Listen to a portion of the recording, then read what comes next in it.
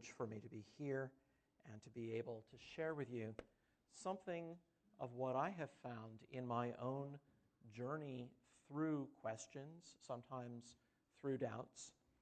And now as a university professor, I have the chance to interact with a whole lot of students, Christian students, non-Christian students, students who have had no doubts whatsoever their entire life, and students who are struggling very much with doubt about their faith. Some of you noticed a couple of tables out in the lobby. Mia and John, just raise your hands back here. These are my partners in crime. One of these tables is for Ratio Christi, which is a college ministry that we have where we teach Christian students reasons for their faith and answers to objections.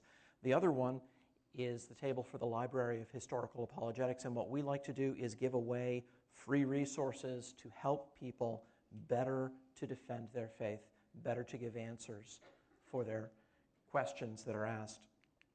I always like to start these talks with a verse of Scripture, and so for this one I've chosen 1 Peter 3:15. But in your hearts, honor Christ the Lord as holy, always being prepared to make a defense to anyone who asks you for a reason for the hope that is in you. Yet, do it with gentleness and respect.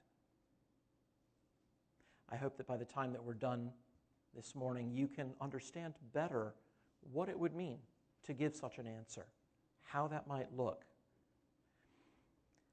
Let me just start by asking you this. How many of you either have yourself or know someone who has struggled with doubts and questions, run into questions you don't know how to answer, had maybe a child or a grandchild or a brother or a sister walk away from the faith? Lots of us know people like that. I remember just once describing an encounter with a young student who had gone off to a Christian college and lost his faith there.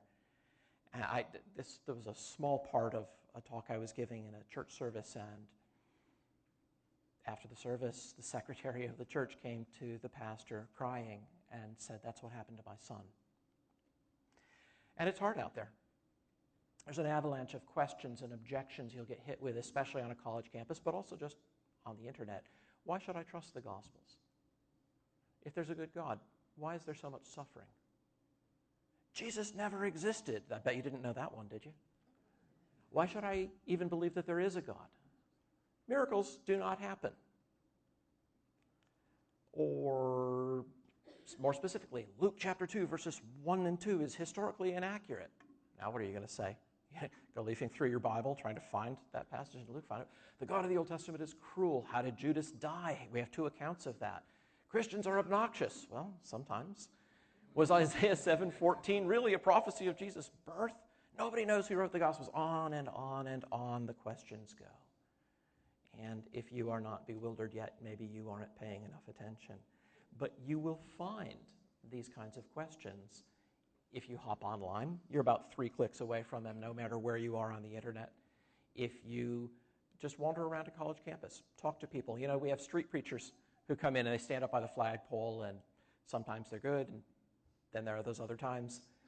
And you get interesting conversations with the people who are standing watching this guy who's up there yelling. It's pretty interesting. It can be hard to know what to say when somebody comes to you who doesn't share your background, your beliefs, and says, "So why should I believe that?" And as Pastor Joel said, if you say, "Well, it's in the Bible," now you won't get respect for the Bible. Instead, they'll say, "Yeah, well, I have a copy of the Book of Mormon and a copy of the Quran too. Why should I stake my life on this one rather than on that one?" Takes you aback a little bit. So I'd like today to do just a little bit of work to help sort out the mess. It's one thing to give a reason for your faith, and that's what we're told we should do in 1 Peter. It's a different thing to answer every objection. Did you know there are objections to almost anything? Almost anything. Did Abraham Lincoln really give the Gettysburg Address? Gosh, I hope so, right? That was in my history book. Oh, but What exactly did he say? We have copies of the Gettysburg Address in Lincoln's own handwriting. They're different. Oh, no. Eyewitnesses say that he delivered it reading from notes. Other eyewitnesses say he delivered it entirely extemporaneously with no notes. Wow, maybe we shouldn't believe Abraham Lincoln existed. There are objections to everything. And you may not know what the answer to this or that particular objection is, but you can still give a reason. You can give good reasons, in fact. And today I'm going to give you a handful of those. Some of you might want to take some notes. I will make the PowerPoint available. Anybody can have that if you want. But you might want to haul out a pencil or a pen. Also, how many of you have Bibles today? I say this and half of you will hold up your cell phones now, right? It's a different world from the world I grew up in. But you might also want to have a Bible handy because we're going to looking at specific passages as we go along. But the thing that I want to tell you most is you don't have to know it all first. You can get into a conversation if you have something to say. And the difference between having one reason and having 100 is much less than the difference between having no reasons and having one. Having one reason puts you in the conversation. Having nothing leaves you not in the conversation, just as a spectator. Okay, but where should you begin? And here, I'm going to start as close to home as I can. I want to start with stuff that you can find in your own Bible. That's not the only kind of evidence there is, but it's a good place to start. Jesus is the heart of Christianity, and the Gospels give us our best, our fullest records of what Jesus said and did. So if there are good reasons to trust the Gospels, and if we know those, then we can give a reason for the heart of our faith. And if somebody says, yes, but what about this passage in Deuteronomy? You can go and look that up.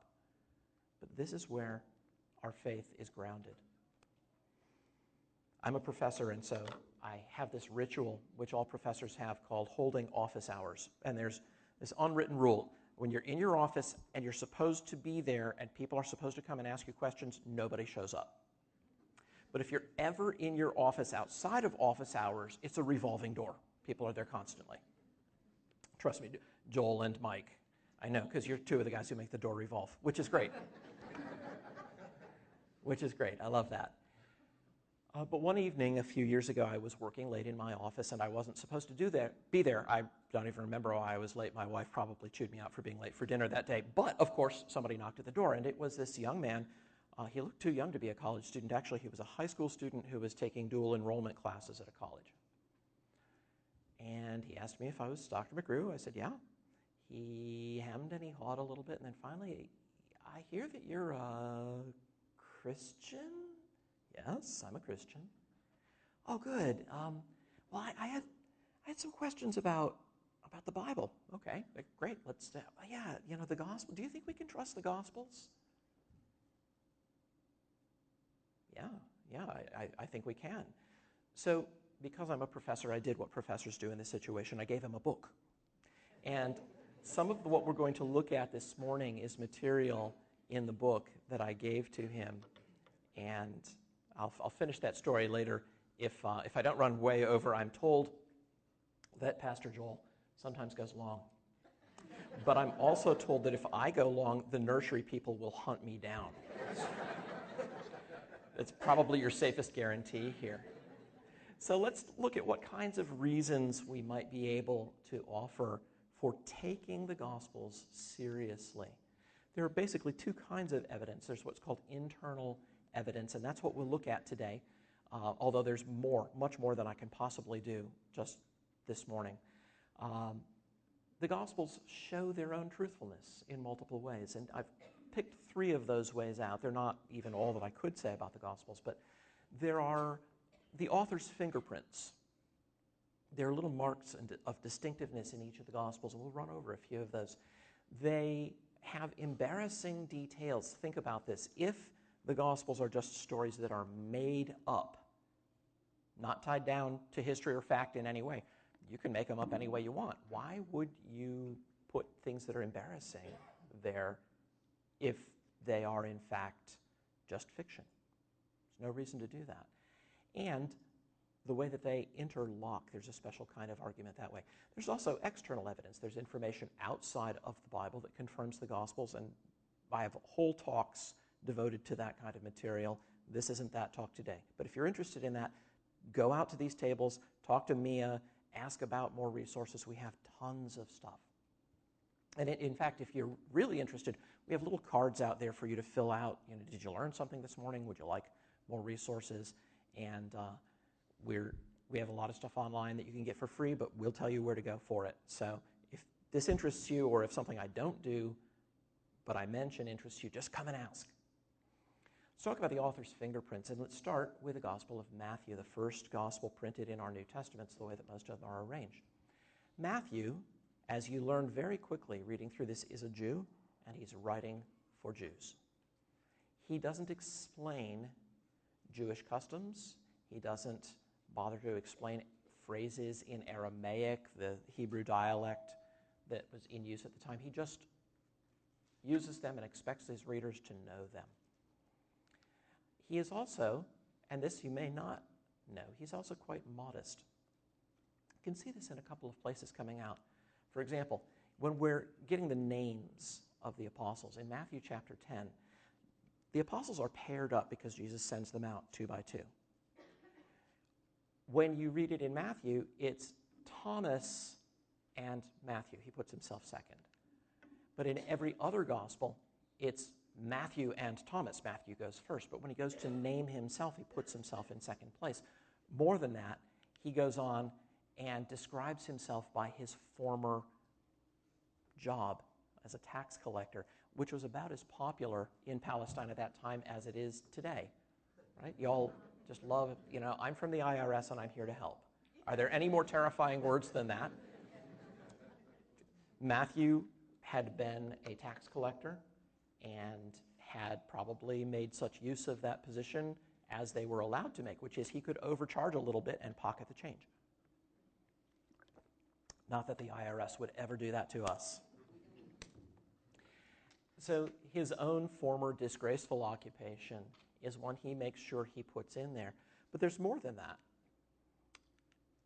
You remember that when Matthew, who's also called Levi, comes and follows Jesus, he leaves everything behind. He comes and follows Jesus. And then he holds, there's a feast, okay?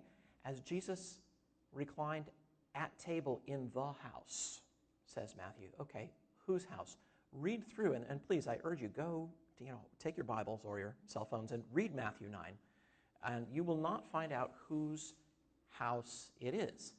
But if you read the Gospel of Luke, you'll find out, and Levi, the other name for Matthew, made a great feast. Where? In his house.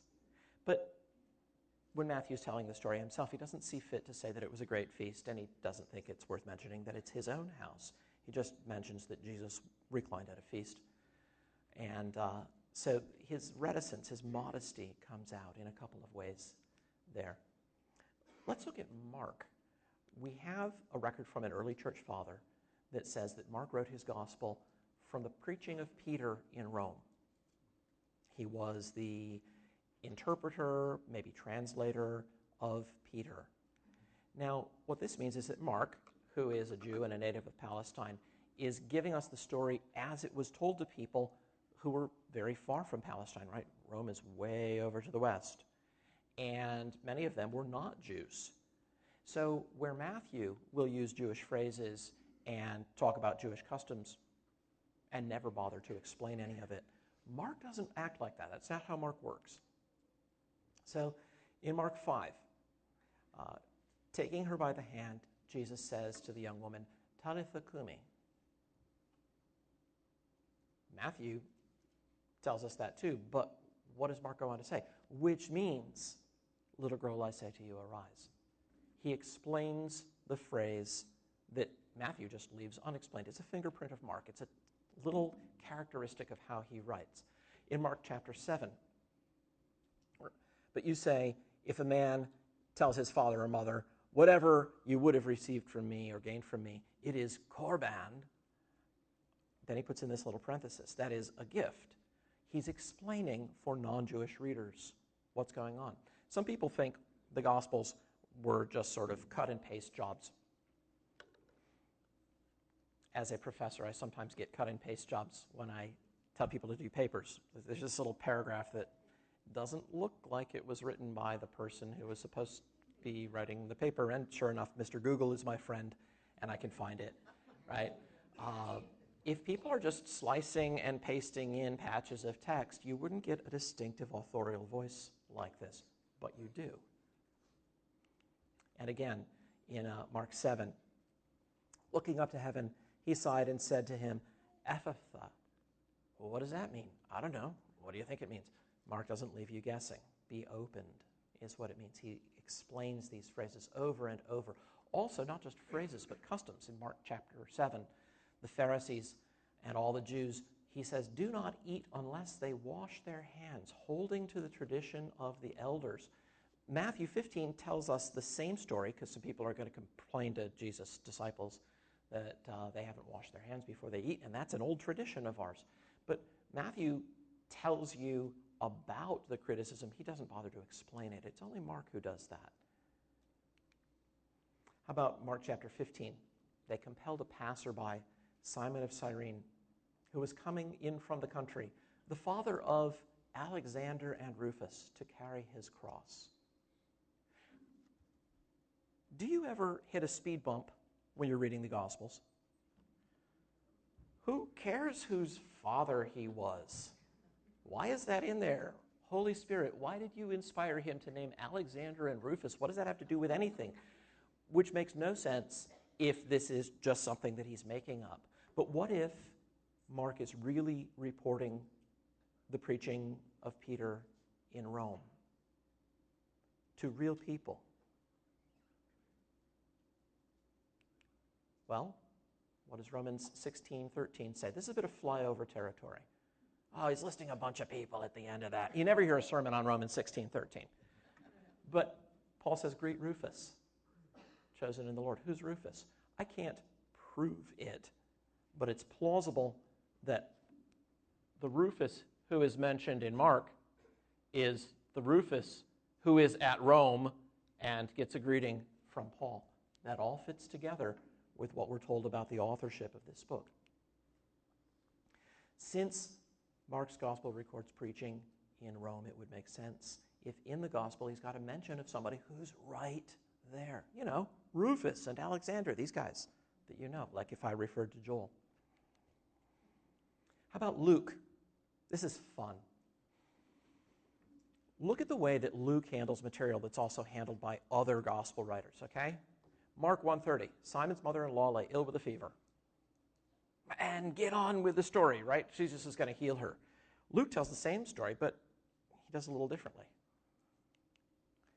She has a high fever, or a great fever. It's a technical medical term. You can find it actually in some of the other Greek medical writers like Galen and Hippocrates. A leper comes to Jesus. Mark just says he's a leper. Everybody knows what leprosy is. It's contagious skin diseases. How bad is it? Does he have just like a little psoriasis on the back of his hand? No, Luke tells us he was a man full of leprosy. His entire body was leprous. Looks like Luke is interested in those details, doesn't it? How about Mark 3? There was a man with a withered hand. You know, when Paul was in prison in Caesarea for a couple of years, it looks like Luke hung around in Palestine and probably interviewed a lot of people. He's interested in details like this. How does he tell the story of the man with a withered hand? Oh, it's his right hand that was withered. Luke wants to know that. Who's Luke? Do you remember what Paul tells us when he sends greetings at the end of Colossians? Luke, the beloved physician, greets you. You know, there's language and interest that's natural to a physician all through the Gospel of Luke, but he doesn't once describe himself, much less describe himself as a physician. Paul calls him a physician, but he doesn't give you any circumstances that would indicate. He just says, Luke, the beloved physician. Do you see how those two things fit together? These little fingerprints, these little marks of veracity are all over the Gospels. How about John? Here's a fun one. If I told you to write down a list of everything you know about John, what would the problem be with my question? This is what we call trick questions. I try not to write these when I give students tests. How many important people are there in the New Testament named John? Oh yeah, there's two guys by the name of John. And whenever Matthew and Mark and Luke are talking about John the Baptist, they make sure to tell you. Matthew 3, in those days, John the Baptist came preaching. Okay, no ambiguity there. We know which guy this is. Mark 1, John appeared baptizing in the wilderness. Okay, well, then that'll be the Baptist. We get that. Luke, the word of God came to John the son of Zechariah. Okay, at least there's some designation. We know whose son he is, so we know which guy that is. But when you come to the fourth gospel, when you come to John, look how he does it. There was a man sent from God whose name was John. And this is the testimony of John, he says a little bit later. Which John? Why doesn't he make sure that we're not confused? Well, because he's John. He's the other John. And so when he talks about somebody else called John, there's only one other person that can be. Do you see how subtle that is? Forgers aren't like that. We have forgeries, Christian documents that are forgeries in the 2nd century. Oh my. They are clumsy and silly. Jesus is an evil Harry Potter who strikes other children dead, and then his mother Mary comes and scolds him, and then he raises them back to life.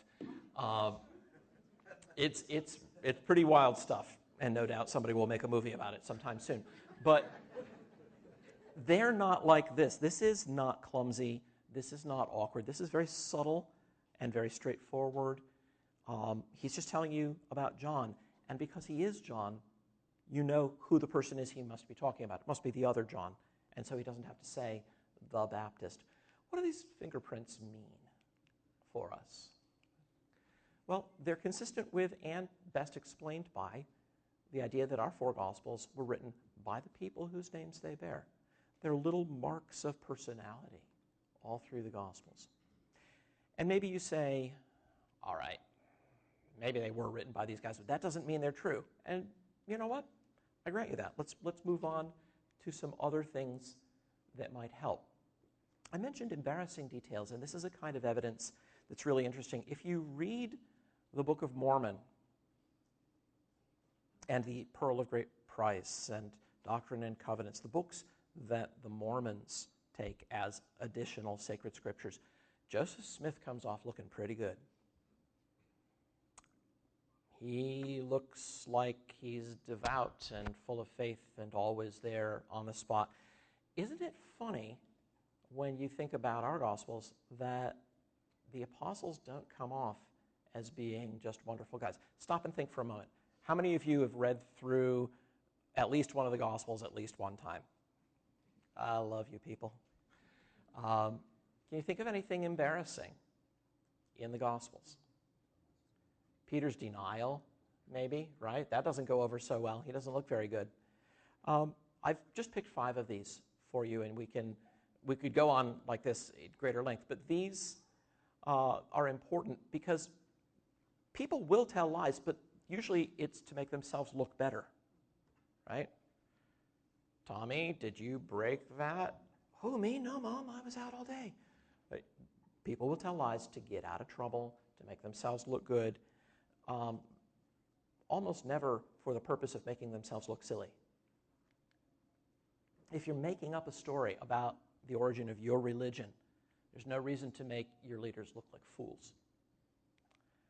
But what if they really were kind of foolish? And what if that was just the known history of it? Okay, well then that might make it into it if it's a true history. Let's see if we can find embarrassing details like that. I've got 5 here for you, and I've arranged them. I like to make little acronyms, so this is easy to remember, okay? The disciples are boastful. They are absent without leave on the morning of the resurrection. They are stupid. They're incompetent, and they are cowardly. I'm going to go do these out of order, but if you put them in that order, they spell out a word. You can use that to help you remember. Let's run through a couple of those. They're boastful. What does Mark 14:31 tell us? This is at the scene of the Last Supper. They've had supper, and Jesus says, you're all going to run away. He's told Peter, Peter, you're going to deny me 3 times. Peter says emphatically, if I must die with you, I will not deny you. And they all did the same. How'd that work out? Not very well at all, because of what we read later in Mark chapter 14, right? And they all left him and fled. Yeah. So much for that boastfulness. Oh, if I must die with you, I will not. Yeah, We'll check that out later this evening. No, didn't work well at all. Cowardly, they ran away. They're stupid. No, really, they're stupid. Take Mark chapter 6. We've just had the feeding of the 5,000, all right? Jesus has taken a ridiculously small bag lunch, and he's fed 5,000 men, plus women, plus children with it, okay? Connect the dots. What does this say about Jesus? That evening, they're in a boat on the Sea of Galilee, and Jesus comes to them walking across the Sea of Galilee. When he climbs in the boat, the storm ceases, and they're utterly blown away. Why? Because it's a miracle. Do you remember this afternoon? Okay. And what does Jesus tell them? He chides them, and we read in Mark, but they did not understand about the loaves, but their hearts were hardened. If you were describing yourself and you didn't have to be constrained by this little thing called truth, don't you think you would say, but the disciples, full of faith, glorified God for the miraculous powers? Nope. They're stupid. They don't get it. They're not connecting the dots. They're incompetent. When Jesus sends out the disciples 2 by 2, one of the things, and we're told this in Mark, all of my examples here are from Mark, one of the things that we're told in Mark chapter 3 is that they were commissioned with authority to cast out demons. Now you go to Mark chapter 9, and what do you read? Here's a man, comes to Jesus with his son. His son is demon-possessed, and whenever it seizes him, it throws him down, and he foams and grinds his teeth and becomes rigid. So I asked your disciples to cast it out, and they were not able. Wait a minute, you're supposed to be able to do this. Sorry, we're supposed to, but we're not very competent. Is that how you would make up the story about the people who are right then at that time, the pillars of the church? Not likely.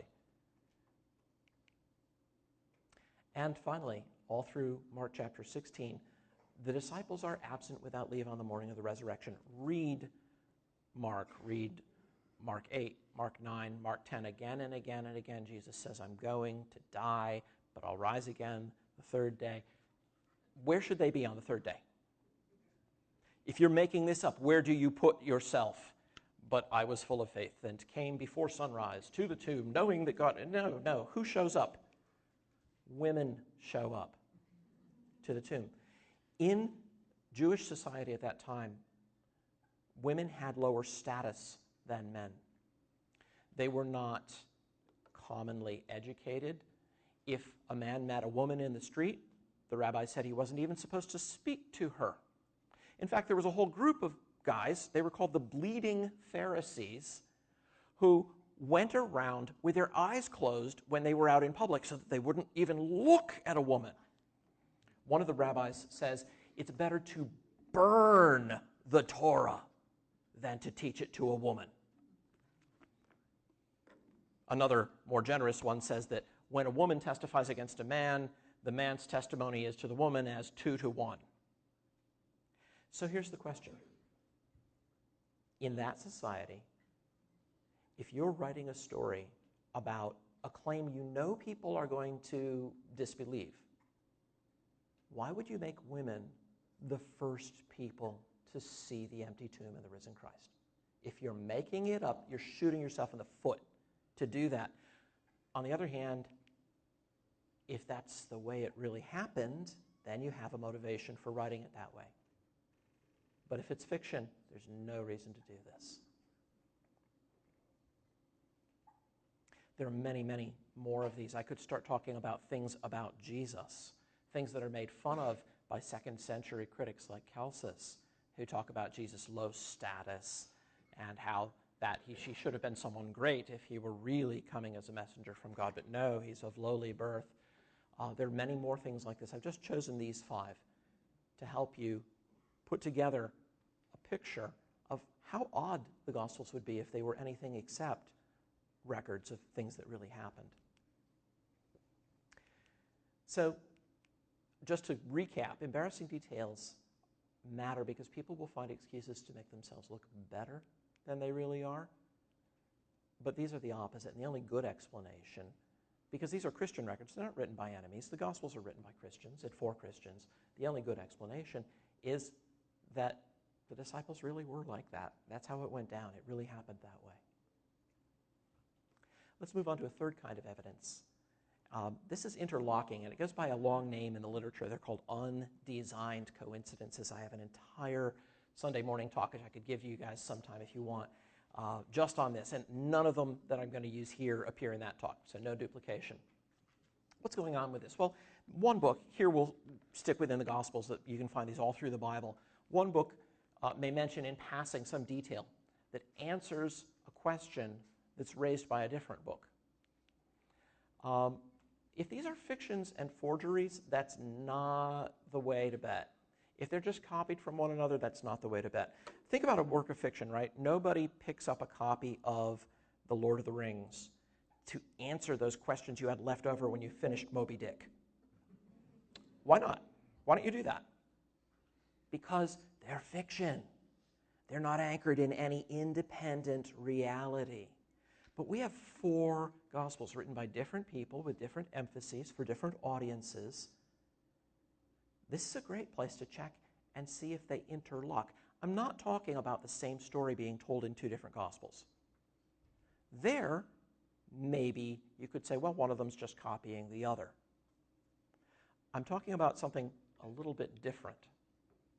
Let's see if we can find some. We'd expect undesigned coincidences, we'd expect interlockings if we have authentic records of the same real event told by different people, because different people mention different details, emphasize different things, quote different parts of what someone said. And if they are really close up to the fact and habitually truthful, if they know what they're talking about, then we could expect to find some of these. Here's just a handful. If you like to do notes, you might want to draw a little diagram with Matthew, Mark, Luke, and John at the corners. I'll show you what I do with this, and then if I ever do another talk for you, we'll do the same diagram, but we'll fill it out a lot more. Matthew 26, 67, 68, just a simple example. Jesus has been arrested. He's being held by the soldiers. Then they spit in his face and struck him, and some slapped him, saying, "Prophesy to us, you Christ. Who is it that struck you?" What's weird about that?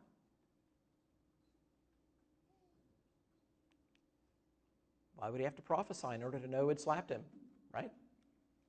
If I slap Pastor Joel, which I would never do, I think he could probably figure out it was me. Read around in Matthew 26, and there's no answer to this question, but if you hop over to the parallel passage in Luke, Luke includes one detail that Matthew has left out. Matthew's not saying anything false. He's just not giving you everything. And when you go to Luke 22, you find the men who were holding Jesus in custody were mocking him, and as they beat him, they also blindfolded him and kept asking him, "Prophesy, who is it that struck you?" Oh, now that makes sense, right? The way Matthew tells it, Matthew's telling you what happened, but he doesn't give you all the details, and so parts of it look a little puzzling. Luke supplies that one little detail Matthew had left out, and suddenly it's like seeing it in 3D. It comes out at you. Now, one interlocking like this might be an accident, like having 2 pieces of a jigsaw puzzle. They're kind of the same color, and they sort of fit together. Maybe they're supposed to be together. But you might doubt that. But what happens if we put a bunch of the pieces together? And even if it's incomplete, a picture is beginning to emerge. Then will you listen to the clever modern philosopher or religion professor who tells you, oh, this is all just accidental? No more than you would if you were assembling the jigsaw puzzle.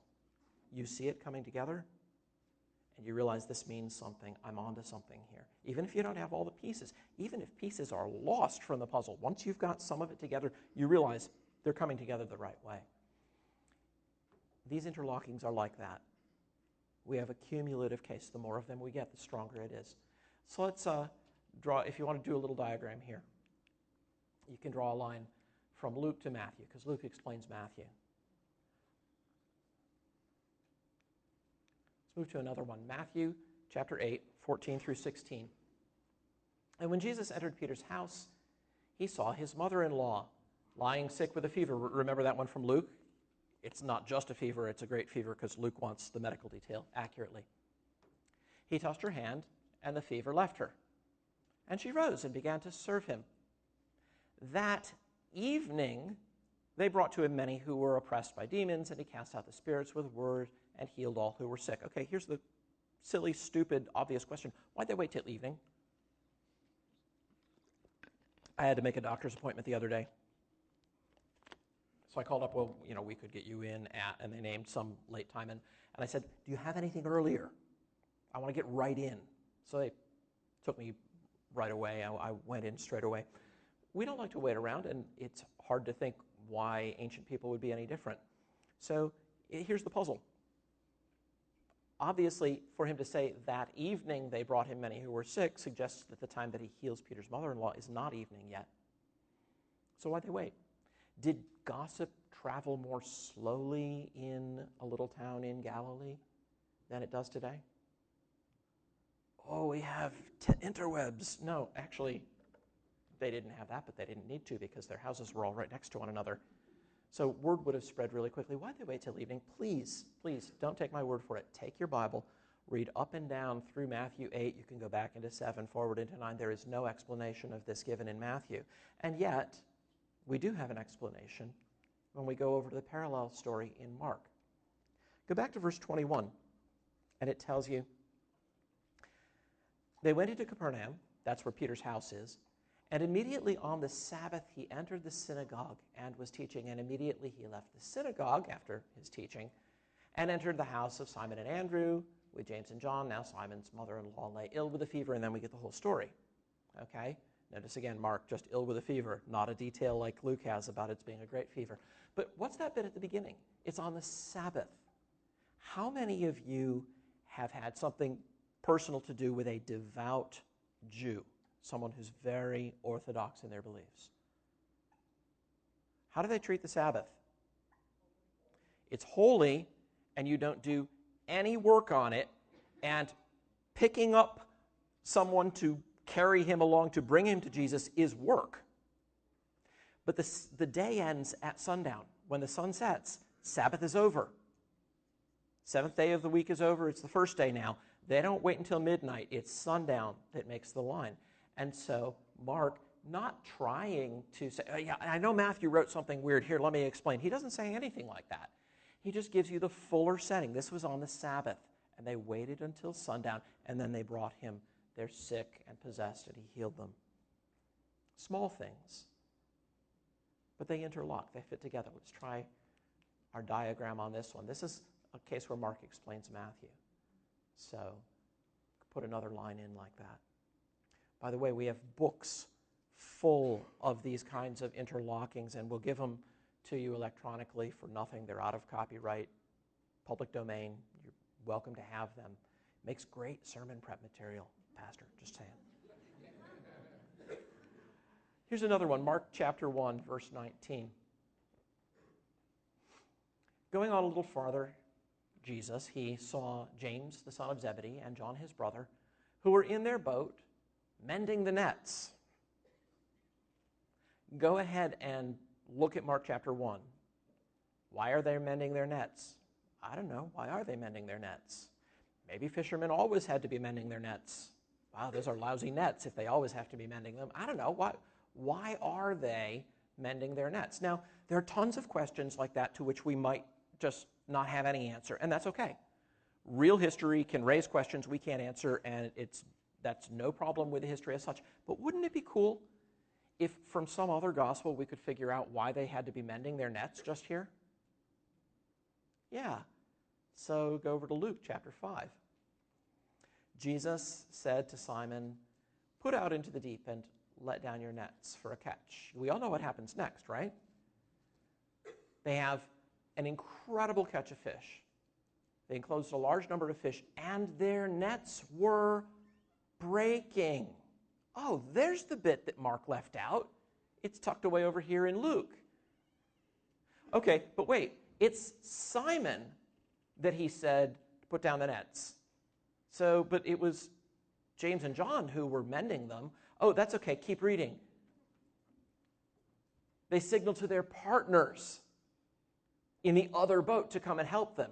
And they came and filled both the boats so that they began to sink. Okay, they had partners who were partners with them in this. And James and John were those partners. And the nets were breaking. Now we understand why the nets needed mending. It all fits together. Again, by itself, no one piece of this is just startling, and no one piece of this should overwhelm you. But when you put a bunch of these pieces together, you begin to realize that the Gospels have the ring of truth.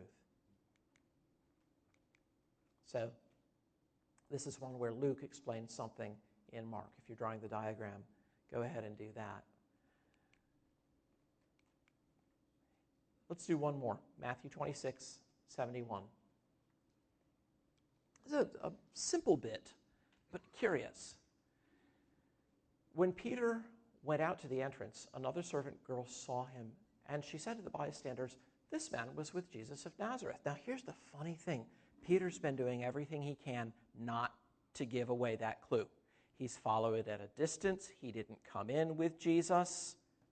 And then when they say, well, you were with him, he denies it 3 times, famously, right? So here's the question. Here's a servant girl. She's just keeping the door. How does she know that Peter was with Jesus? Not likely that she was out with torches and swords trying to arrest Jesus in the Garden of Gethsemane. Not her role. How does she know? Maybe we couldn't answer. That would be okay. But fascinating if we can answer, and in fact we can, but not from Matthew, and not from Mark, and not from Luke. Go over to John chapter 18, though, and what do you see? Simon Peter followed Jesus, and so did another disciple. Since that disciple was known to the high priest, he entered with Jesus. Probably John himself. John goes right in with Jesus. So John's with Jesus, right? Then what happens? Peter stood outside at the door. So the other disciple, who was known to the high priest, went out and spoke to the servant girl who kept watch at the door and brought Peter in. See how that works? Peter's not with Jesus personally. John is, and then John comes out. So John's already marked. He's with Jesus and says, yeah, my friend's out here too. Can I bring him? Okay, now we get it. Now Peter is with Jesus as well. Do you see the pattern emerging? Do you see the picture? Do you see how these things fit together? This is not an accident. This is the way that true narratives show themselves. That young man to whom I gave a book to read, he got in touch with me 3 days later, and he said, we have to talk. I said, it's great, wonderful. I gave him a book, and he read it. What an amazing thing.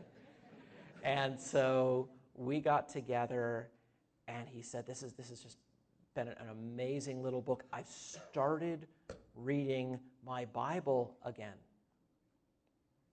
And I said to him, how long had you not been reading your Bible? Well, about 6 months, it turned out, that he hadn't been reading his Bible because he wasn't sure whether he could trust what was in it.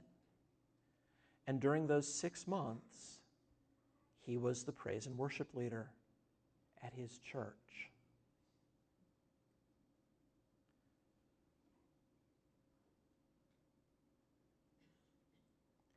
Doubt is natural.